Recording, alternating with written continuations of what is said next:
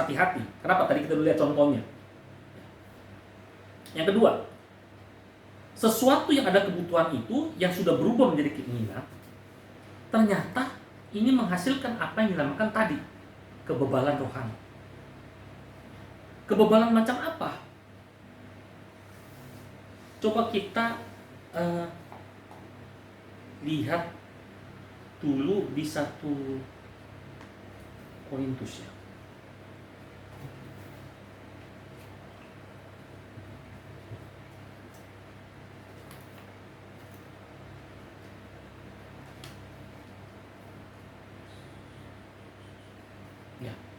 Coba kita buka dulu 1 Korintus.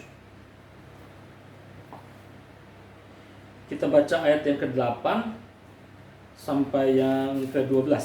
Ya, kita akan baca berbalasan. Ya. Sudah dapat 1 Korintus 10 ayat 8 sampai 12. Oke. Demikian firman Tuhan. Janganlah kita melakukan percabulan seperti yang dilakukan oleh beberapa orang dari mereka, sehingga pada satu hari telah tewas 23.000 orang. Ayat 9, 2, 3. Dan janganlah kita mencobai Tuhan seperti yang dilakukan oleh beberapa orang dari mereka, sehingga mereka mati di Tuhan. Ayat 10. Dan janganlah bersungut-sungut seperti yang dilakukan oleh beberapa orang dari mereka, sehingga mereka dibinasakan oleh malaikat maut. 11, 2, 3. Semua ini telah menimpa mereka sebagai contoh dan ditulis untuk menjadi peringatan bagi kita yang hidup pada waktu ini, di zaman akhir telah tiba. Di mana zaman akhir telah tiba. Oke, 12. Sebab itu siapa yang menyangka bahwa ia teguh berdiri, hati-hati supaya ia jangan jatuh. Ya. Ayat yang ke-6, kita baca sama-sama ya. 2, 3. Semuanya ini, ayat yang ke-6. 2, 3. Semuanya ini telah terjadi sebagai contoh bagi kita untuk memperingatkan kita supaya jangan kita menginginkan hal-hal yang jahat seperti yang telah mereka perbuat. Haleluya. Jadi kenapa saya ajak saudara terkasih untuk melihat 1 Korintus pasal 10? Ya, berbicara tentang keinginan yang jahat di mata Tuhan itu, keinginan manusia yang jahat di mata Tuhan itu memang tidak melulu berbicara tentang percabulan, tetapi juga berbicara tentang mencobai. Percabulan di sini bukan cuma berbicara tentang yang hubungannya dengan seks atau hubungannya dengan jasmani, tidak. Tapi percabulan ini juga berbicara tentang bagaimana kita memiliki keinginan-keinginan di dalam pikiran kita untuk apa? Untuk memiliki barang orang lain, untuk lebih mencintai harta, ya. Itu termasuk percabulan, itu termasuk percabulan. Kemudian ayat 9 secara jelas katakan apa? Jangan kita mencobai Tuhan. Apa mencobai Tuhan? Artinya apa? Kalau sudah tahu satu perkara yang tidak boleh dilakukan dan tidak boleh dibenarkan, tapi kita tetap lakukan dan kita benarkan, dan itu bertentangan dengan Tuhan, itu berarti kita mencobai Tuhan. Dan kalau kita sudah tahu mata masing-masing nih nggak boleh ngelihat barang bagus, ya jangan ke mall mulu, dikit-dikit kalau refreshing ke mall, alasannya ada aja, adem. Ya mall kalau nggak adem bukan mall namanya, pasar tradisional. Betul nggak? Ya. Nah, ada lagi apa? Nggak boleh ngelihat diskon. Waduh, kalau udah ngelihat diskon udah langsung dah. Tapi kerjaannya di rumah apa? Ngeliatin medsos. Di Tokped ada diskon apa ya?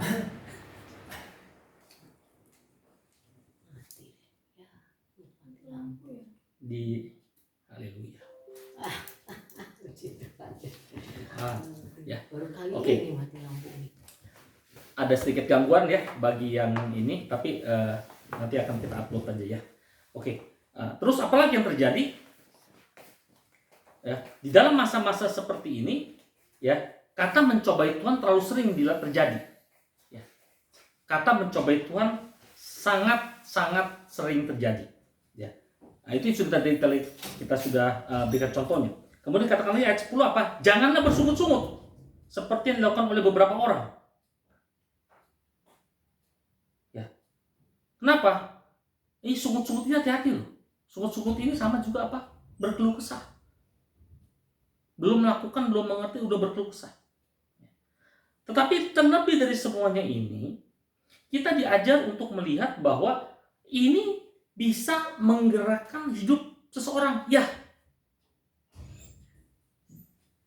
Di masa pembelajaran kita tentang 3G, kita diingatkan bahwa rasa bersalah, rasa berduka, yang merupakan akumulasi dari kekecewaan, kesedihan, kemarahan, itu menggerakkan para murid untuk berlaku hal yang salah. Sehingga akhirnya mereka gampang panik.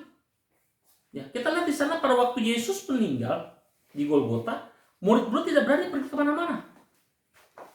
Hingga tiba berita yang menyampaikan bahwa Yesus jenazahnya tidak di tempat. Ada yang berasumsi itu diculik, ada berasumsi macam-macam. Ingat, itu adalah bagian. Ya. Jadi pada saat sekarang ini dilihat bahwa ternyata itu menimbulkan kebebalan, ya. Jadi kebebalan rohani ini bisa digerakkan oleh apa aja. Pertama, kebebalan rohani yang terjadi dalam murid-murid Yesus bisa dimulai dengan rasa bersalah. Ya, kenapa? Semua melakukan kesalahan. Ya, terutama apa? Petrus. Dan yang paling fatal siapa? Yudas. Yudas melakukan kesalahan sangat fatal. Artinya apa? Bukan salah dia menjualnya, tapi salah pada saat dia memutuskan dia harus bunuh diri. Ya. Rasa bersalah. Apalagi? Ya, yang lain. Coba ya, kalau guru saya tidak perlu begini, tidak perlu begitu. Coba ya, kalau guru saya melakukannya dengan kuasanya. Yang mati bisa dibangkitkan, kenapa dia waktu ditangkap dia diam-diam aja? Waktu dia adili, kenapa dia diam-diam aja? Waktu dipukuli, kenapa dia diam aja? Itu bisa muncul di dalam diri para murid.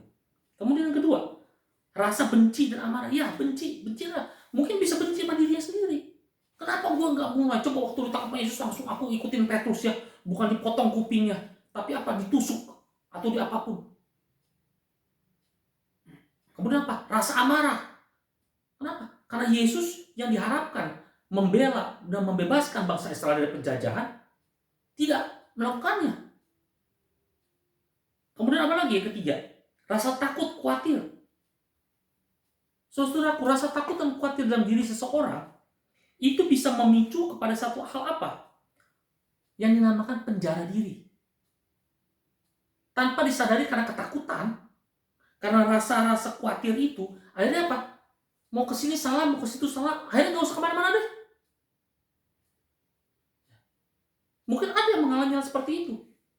Mungkin maksudnya baik, dia mengasihi, dia menyayangi keluarganya, dia menyayangi temannya, saudaranya. Tapi apa? Rasa sayang itu karena berlebihan, akhirnya apa? Menjadi penjara buat dia. Buat siapa? Buat diri orang yang dikasihi itu. Dia tidak boleh begini, tidak boleh begitu, tidak boleh melakukan apapun. Akhirnya apa? Dia tidak bisa berbuat apa-apa. Bertumbuh dengan apa? Di bawah bayang-bayang orang yang bilang mengasihi dia. Hati-hati. Akhirnya apa? Bisa menyebabkan kebebalan. Kemudian berikutnya apa? Tadi rasa bersalah, rasa benci dan amarah, rasa takut dan khawatir.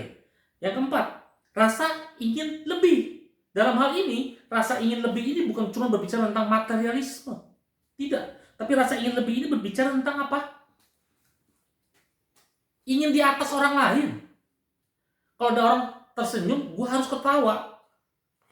Nggak ngerti ya maksudnya ya?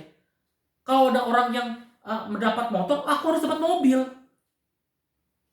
Kalau ada orang yang bisa dapat ranking 1, aku harus dapat beasiswa. Misalnya begitu gitu. Jadi harus lebih. Nah ini harus hati-hati. Ini pun bisa menyebabkan kebebalan. Kenapa? Coba kita lihat Matius 5 ayat 3. Matius pasal 5 ayat yang ketiga. Saya bacakan. Sudah dapat? Berbahagialah orang yang miskin di hadapan Allah, karena merekalah yang mempunyai kerajaan sorga. Jadi ternyata ini berbicara tentang miskin dua hal. Miskin secara fisik dan miskin secara rohani. Dan itu berhubungan, ya, itu berhubungan. Kemudian rasa apa lagi yang mengganggu, yang menyebabkan bisa muncul kebebalan? Rasa ingin diakui. Rasa ingin diakui ini berbicara tentang positif, negatif. Dunia mengatakan positif. Kamu harus aktif, kamu harus proaktif. Tanpa diminta harus lakukan ini itu. Ternyata Tuhan tidak. Rasa ingin diakui itu justru berbicara tentang sebaliknya. Mari kita buka dalam Yesaya. Yesaya pasal yang ke-30 ayat yang ke-15.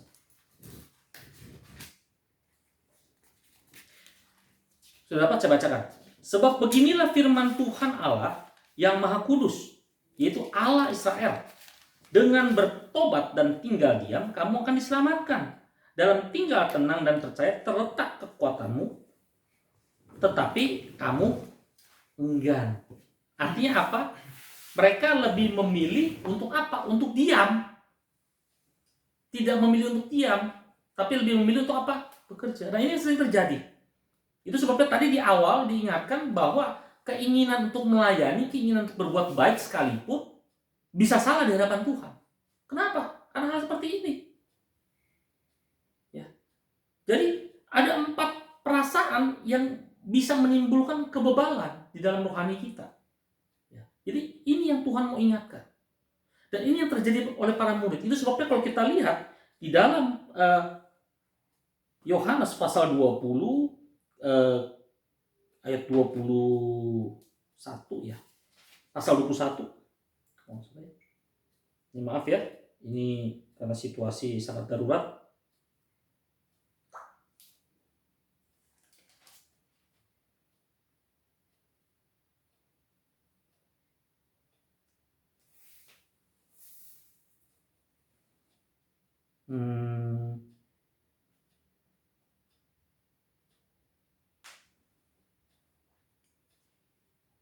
Apa di Lukas ya, Lukas 24 ya. Kita lihat Lukas 24. Nah, ya, Lukas pasal 24 ayat yang ke-45.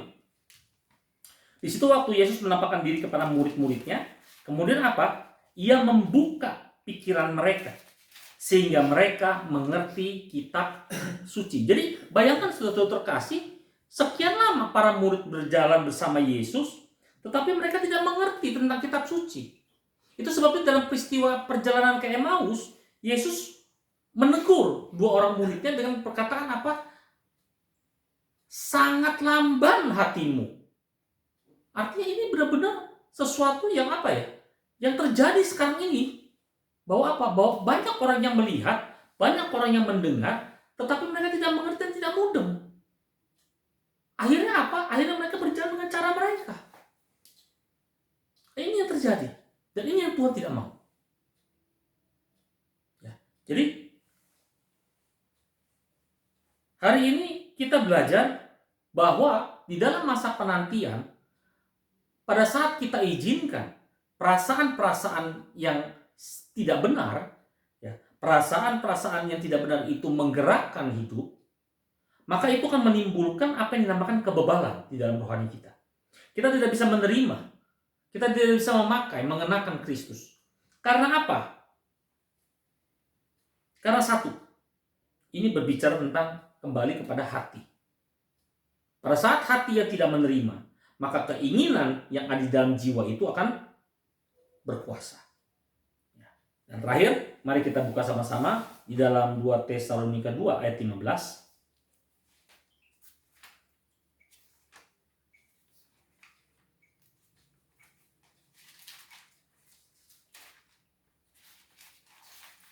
Sudah dapat saya bacakan? Atau kita baca sama-sama ya? 2, 3. Sebab itu berdirilah teguh dan berpeganglah pada ajaran-ajaran yang kamu terima dari kami, baik secara lisan maupun secara tertulis. Haleluya. Ya, jadi hati yang menerima, hati yang mau diatur, baik itu di dalam perkataan, perbuatan, itu adalah berbicara bagaimana kita menerima pengajaran Kristus, kita melakukannya sesuai dengan peran kita, baik itu sebagai murid, sebagai hamba, pun sebagai sahabat. Ya, pada saat itulah maka kita dapat menghambat apa? Akar-akar yang akan menimbulkan kebebalan rohani. Jadi saudara terkasih, masa penantian yang kita lakukan saat ini adalah berbicara tentang kedatangan Kristus, ya, untuk melakukan rapture. Ini harus kita waspadai dengan apa? Kembali evaluasi, apakah kita sudah menerima pengaturan Dia, dan apakah kita sudah melakukannya sesuai dengan cara yang Tuhan inginkan. Haleluya. Kita tuntaskan ibadah kita siang ini. Maaf, agak sedikit gelap mungkin ya. Tapi ini memang kadang-kadang cukup darurat. Buat saudara-saudara Tukasi yang sedang mengikuti streaming, mungkin ada mengalami masalah karena apa? Ada masalah teknis electricity. Ya, haleluya. Ini bicara tentang Tuhan, tetapi tetap berkati. Saya percaya Tuhan tetap menyertai kita semua. Amin. Oke. Haleluya. Mari kita nyanyikan satu buah lagu dan kita akan tutup ibadah kita. Ku tidak takut. Haleluya.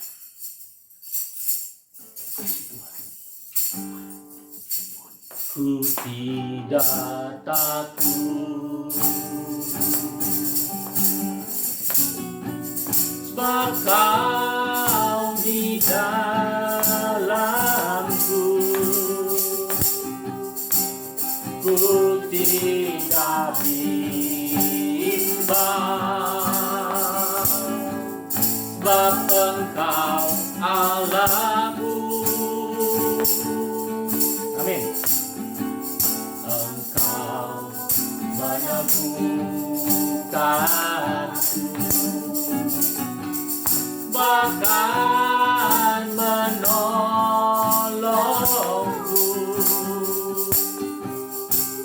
Kau batu karangku, Yesus Tuhan. Amin. Yesus memegangku. Yesus memegangku dengan tangan kanannya.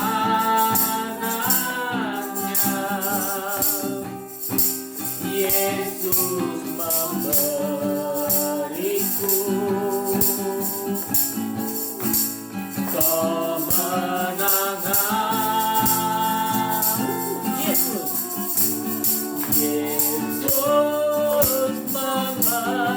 memegangku dengan tangan kanannya. Yesus memberiku kemenangan. Yesus memberiku. Yesus memberiku. Yesus memberiku. Yesus memberiku kemenangan. Amin. Benar Tuhan, kami tidak takut, bukan karena kami mampu, bukan karena kami jago, bukan karena kami tahu Engkau memanggil kami, Engkau memilih kami, tapi karena lebih daripada itu Tuhan, karena kami tahu Engkau ada di dalam kami. Engkaulah yang menjadi hidup kami, dan di dalam hidup-Mu itulah kami menempuh hidupan kami di dunia ini. Tuhan, kami bersyukur untuk pengorbanan-Mu, kami bersyukur untuk kebangkitan-Mu yang menyatakan kepada dunia bahwa bukan kuasa jasmani, bukan kuasa yang dilihat oleh mata jasmani, tapi kuasa yang ada tinggal di dalam Kristus. Itulah kuasa kebangkitan yang mengajar, yang menuntun dan memimpin setiap orang menuju kepada satu pengharapan, yaitu kehidupan yang kekal bersama Kristus. Bapak, kami bersyukur untuk semuanya ini Tuhan, sebab kami tahu salib bukan lagi berbicara tentang penderitaan, tapi salib justru berbicara tentang kasih yang sempurna, kasih yang tulus yang telah Engkau berikan kepada setiap kami. Bahkan pada saat kami belum mengenal Engkau, pada saat kami belum tahu tentang apa makna kehidupan itu yang sesungguhnya. Dan biarlah Tuhan pada saat ini Kau yang telah mencelikan mata hati kami, Kau yang memberikan kepada kami pengertian-pengertian baru, bahwa ternyata di dalam masa penantian kami, di dalam masa kami ingin berjalan bersama dengan Kristus, Engkau mengingatkan kepada kami untuk senantiasa waspada dan berjaga-jaga. Terhadap apa? Terhadap diri kami sendiri, terhadap perasaan jiwa ini yang sering kali muncul, yang sering kali sulit untuk dikendalikan. Itu sebabnya Tuhan, Kau mengajar kepada setiap kami untuk mengenali tanah yang membentuk wadah kami. Kau mengenali tentang salib yang harus kami pikul. Salib diri kami, bukan salib orang lain. Karena setiap orang memiliki salibnya sendiri. Dan setiap orang yang ingin mengikut Yesus, maka menjadi syarat utamanya adalah sangkal diri dan pikul salibmu setiap hari. Terima kasih Bapa. Terima kasih Yesus, terima kasih Roh Kudus untuk semuanya ini. Kami percayakan hidup kami dalam tangan kasih-Mu, dan kami percaya juga Tuhan, apapun yang terjadi di dalam perkara-perkara kehidupan kami tetap percaya dan selalu percaya Engkau memiliki pembelajaran. Engkau mengajar kami dan Engkau mempersiapkan kami untuk menjadi lebih baik kembali. Terima kasih Bapak, terima kasih Yesus, terima kasih Roh Kudus. Hamba membawa setiap anak-anak-Mu dan jemaat-Mu yang di tempat ini maupun di rumah. Biarlah kami bersama-sama boleh menunjukkan bahwa inilah waktu bagi kami untuk memerankan peran kami, baik itu sebagai seorang murid, hamba maupun sahabat di hadapan-Mu. Sehingga pada waktu-Mu tiba, kami yang menanti dalam masa penantian akan bertemu dengan Engkau di udara. Mari sidang jemaat, saudara terkasih, kita berdiri, arahkan hati dan angkat kedua tanganmu. Terpujilah nama-Mu Allah Bapa di surga, Allah yang memberkati kita dimanapun kita berada. Pada saat kita di rumah, di ruang ibadah, di sekolah, di jalan. Karena kami tahu Engkau Allah ada di dalam kami, Engkau yang menyinari kami, bahkan Engkau yang menjadikan kami anak-anak terang. Bahkan cinta kasih daripada Yesus Kristus, itulah yang menghidupkan kami dan menetapkan kami menjadi anak-anak terang-Mu. Dan persekutuan yang indah bersama Roh Kudus, itulah yang akan menyertai kami, melengkapi kami, menguatkan kami di dalam menempuh hidup Kristus. Kenakan semuanya ini hanya di dalam nama Allah Bapa, Putra, Roh Kudus, yaitu di dalam nama Tuhan Yesus Kristus. Yang percaya dan telah menerimanya bersama-sama mengatakan, terima kasih Yesus, terima kasih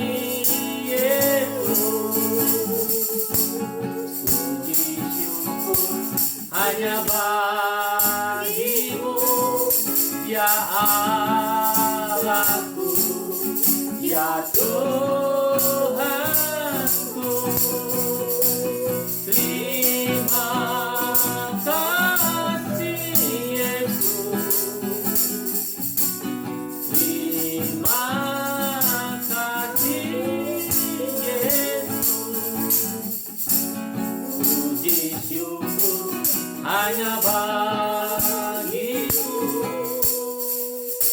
puji syukur hanya bagi-Mu, puji syukur hanya bagi-Mu. Terima kasih Yesus. Haleluya. Ibadah selesai, Tuhan berkati. Shalom.